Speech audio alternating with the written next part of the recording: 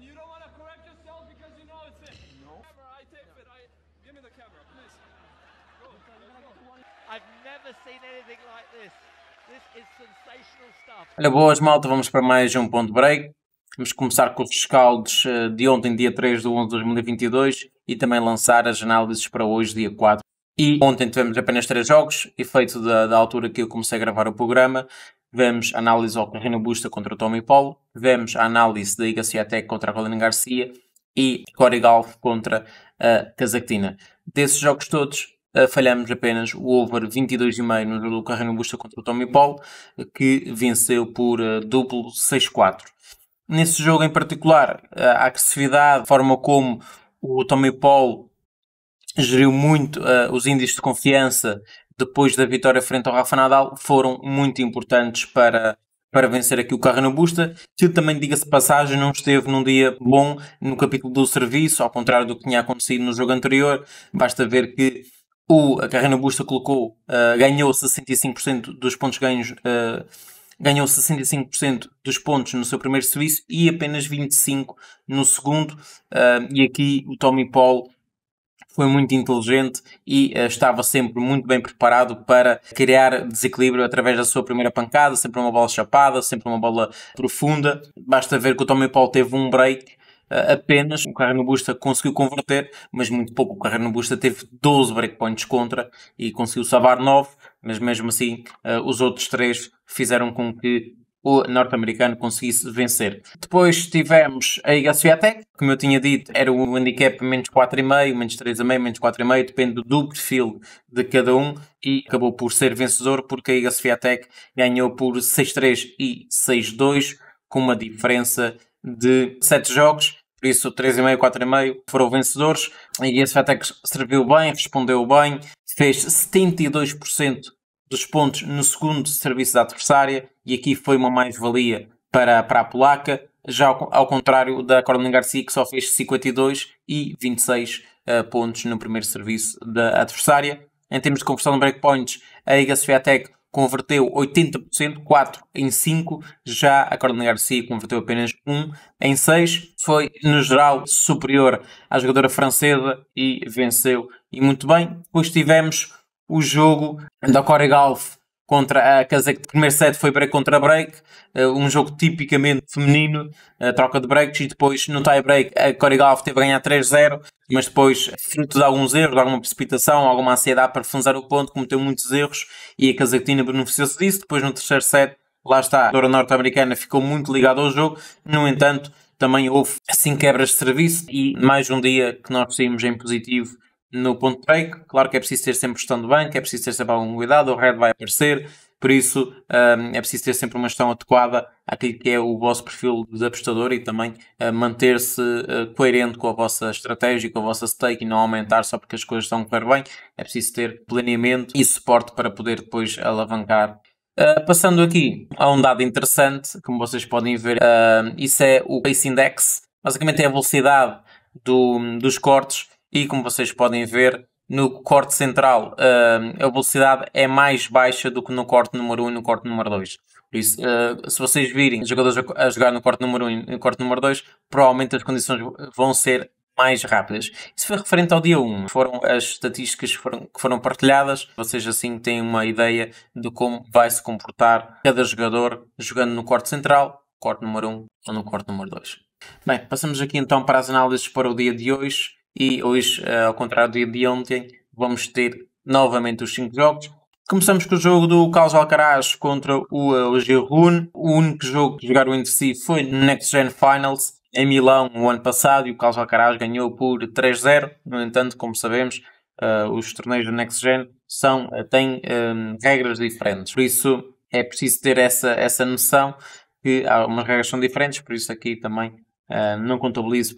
No entanto, o Carlos Alcaraz vem de uma vitória muito interessante frente ao Grigor Dimitrov, que estava em bom plano, 6-1, 6-2, em 1 hora e 13 minutos. Carlos Alcaraz que ganhou 77% dos pontos no seu primeiro serviço, 47% no segundo. No entanto, beneficiou do Dimitrov, que não conseguiu estar tão bem no capítulo do serviço, apenas fez 56 dos pontos no seu primeiro serviço e 28 no segundo. Por isso, aqui claramente foi uma presa fácil para o espanhol. Também dizer que o Carlos Alcaraz tem sonado menos agressivo, e basta ver que fez 16 winners e 6 erros não forçados.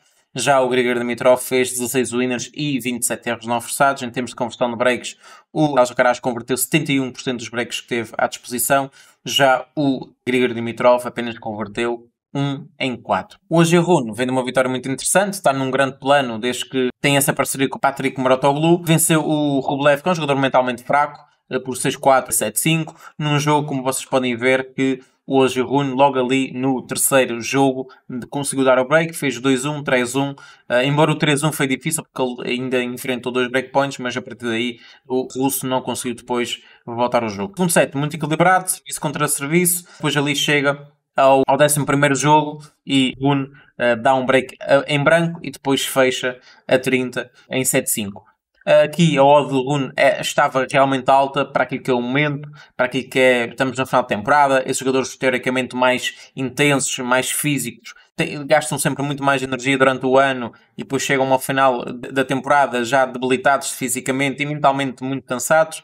E, como eu tinha dito inicialmente, o Rublev mentalmente é um jogador fraco e o próprio já admitiu que é uma das coisas que tem que melhorar se quiser continuar a ganhar títulos. Para esse jogo em particular, não gosto da odd do Carlos Alcaraz. No entanto, deve ser o cenário mais provável de acontecer. No entanto, o 44 paga, e estou a falar um 44 no geral, nos casos após os portugueses, não paga o risco, no meu ver, a longo prazo, principalmente tendo em conta o bom momento do Ogier-Rune. Esse jogo, para aquilo que eu estou a ver aqui, vai ser difícil sugerir alguma coisa. O mais certo é esse jogo, e se o Ogier-Rune jogar tão bem, a ser um jogo para 3 sets. No entanto, a odd aqui também não compensa o risco, pelo menos no 22,5.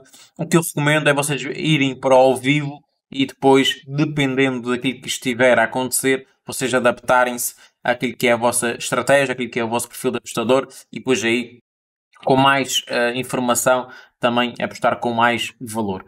Depois partimos aqui para o jogo do Novak Djokovic contra o Musetti e eu, quando estava a estudar esse jogo, lembrei-me daquele jogo entre Novak Djokovic e Musetti em Roland Garros em 2021, onde o Musetti está a ganhar 2-0, depois leva 6-1, 6-0 e depois desiste em 4-0 e isso afetou de tal forma o jogador italiano.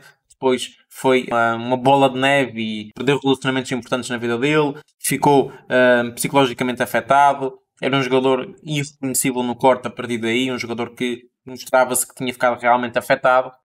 E por acaso fez esse déjà vu. De lá para cá já se defrontaram este ano em Dubai. Djokovic ganhou por 2-0. Aqui a minha estratégia seria a tal que fiz ontem na Liga Swiatek. O problema é que a odd aqui para o Djokovic ganhar com uma diferença igual ou superior a 5 games, mas não compensa o risco.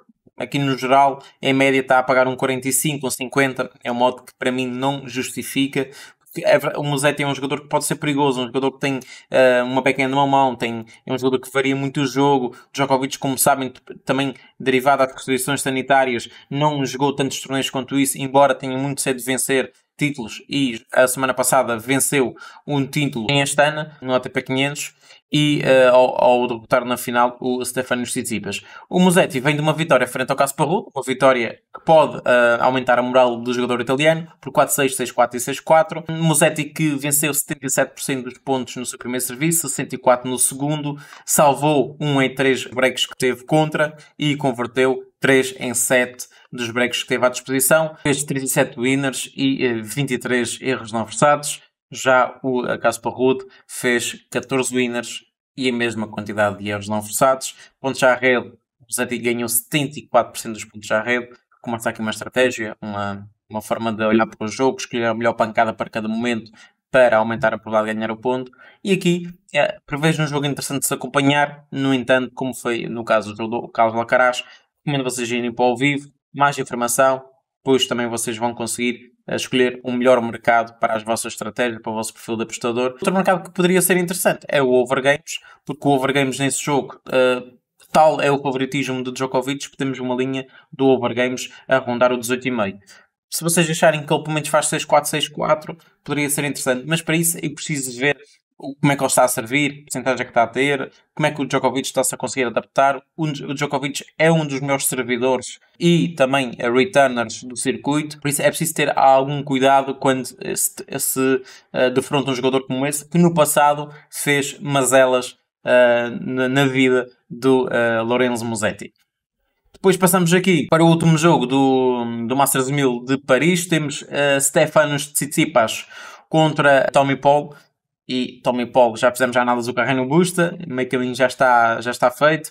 E temos aqui o Stefanos Tsitsipas, que venceu o Mutet por 6-3 e 7-6. Um jogo onde o Stefanos Tsitsipas foi muito inteligente, soube aproveitar muito bem aquilo que é a inconsistência, principalmente no serviço do Mutet. Embora houve várias vezes que o grego esteve a vencer por 30-0, mas depois não conseguiu dar o break. Uma mudança de estratégia em termos de serviço do Mutet, juntamente com alguns erros não forçados. Mas a verdade é que Stefanos Tsitsipas ganhou por 2-0 em 1 hora e 40 minutos e está muito bem preparado para defrontar o Tommy Paul. Aqui, a odd do Stefanos Tsitsipas eu não concordo minimamente. Na média está à volta de 1,42. É uma odd relativamente baixa para aquilo que é o momento e para aquilo que é o índice de confiança do norte-americano. Venceu o Rafa Nadal, venceu o último jogo também frente ao Pablo Carreño Busta. Dois jogadores que sabem se defender bem, que sabem contra-atacar. E o Tommy Paul deu-se muito bem e principalmente uma das armas que o Tommy Paul tem usado muito é o serviço. Ele tem tido alta percentagem de primeiros serviços. Um bom aproveitamento do primeiro e do segundo. Bolas muito chapadas, profundas, que tira tempo de reação ao adversário e, como sabemos, o Stefanos Tsitsipas gosta de ter tempo para preparar a pancada. E acredito que nesse jogo em particular não vai ter muito tempo para escolher a melhor pancada ou pelo menos executá-la na perfeição.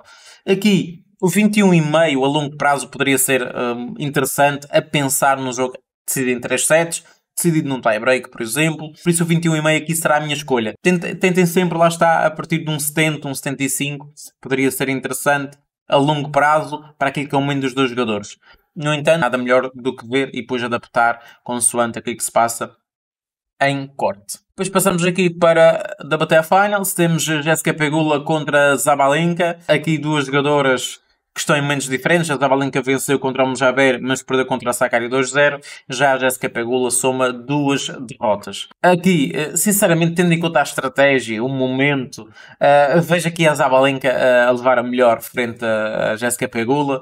A Jessica Pegula perdeu contra a Jaber, perdeu contra a Sakkari. Acredito que aqui o estilo de jogo mais físico, mais explosivo da Zabalenka pode funcionar. Também a Jessica Pegula tem mais pressão em cima dela. Claro que é tudo ou nada para ela também, mas tendo em conta também o confronto direto, porque a Zabalenka venceu os últimos 3 jogos entre as duas. É verdade que quinta é rebatida. Em termos de odds, as odds estão muito parelhas.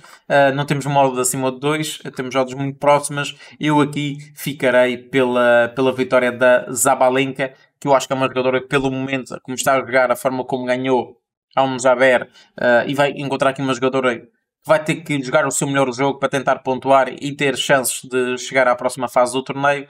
Acredito que a pressão estará toda do lado da Jessica Pegula e isso pode ser mau para aquilo que é o estilo de jogo dela. Depois temos aqui então a Jaber contra a Sakkari, que está num bom momento. Sakkari está no primeiro lugar, a Zabalenka está no segundo, mas a Jaber também está no segundo. Só que a questão é que a Zabalenka ganhou a Jaber e isso para já dar-lhe uma vantagem. Mas aqui a Jaber vai tentar ganhar a Sakkari. Vai ser um jogo, na minha opinião, interessante de se acompanhar, porque são dois jogadores que partem com as mesmas armas.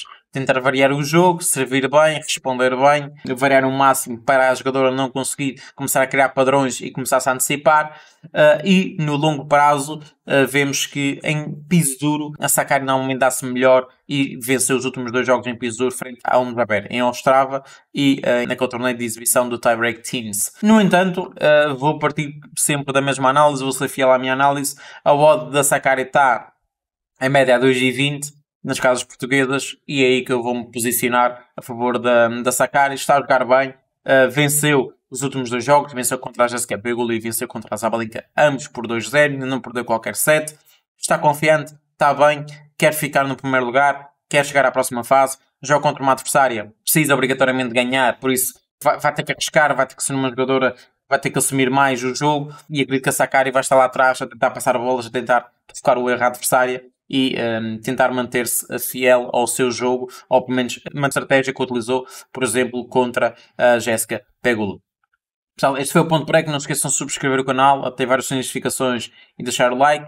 E vemos numa próxima oportunidade aqui no Masters 1000 de Paris, também no WTA Finals.